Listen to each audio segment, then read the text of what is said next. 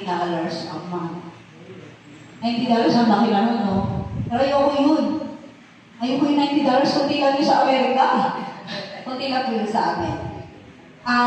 Ako po, bilang ang dagdag sahod ko, bukod ba dito sa trading na tinatawag, meron ako $500 every 10 days. Ang total sa... Opo, ang laki, di ba?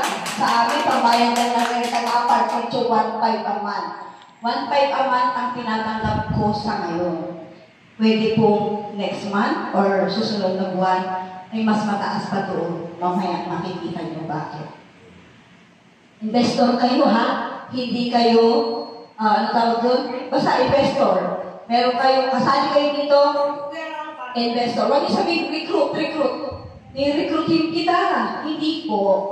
Sister, mag-invest ka sa company namin. Hindi po kasi magandang pakinggan na recruit. Hindi po tayo multi-level. Walang binibenta ang kumpanya, walang subscription fee, wala kayong babayaran. Pero, kung nag-withdrawal kayo, kakaltasan kayo ng 12% as a processing fee. Lahat naman, kahit mag-withdraw kayo kahit saan, may makakaltas. Ayan. Yung DSJ, alam na po natin, pamilyar na tayo. Trading apps. Yung BG Wealth, alam na po natin. Yan po ang kampanya natin. Tatanungin ang kaibigan mo, ano ba yan? Ihon ko, di ko alam eh. Hindi nyo pala naintindihan. Ang kampanya po ay BG Wealth. BG Wealth po ang kampanya, okay? Being Growth. Ayan. Ang kampanya, ano binibigyan ng company? Code. Para saan? Mag-trading. Saan? Sa DSJ. At ikaw naman ay namuhunan as an investor. Ayan. Ito mga to, siyempre lang naman tayo magtatanong, legit ba yan? Pati yung chismosang kapitbahay, may kunento sa'yo, o legit ba yan? Ganon din po ito. Siyempre karapatan natin alamin kung ito ba. Nakikita nyo ba? Yes, ma'am. Okay.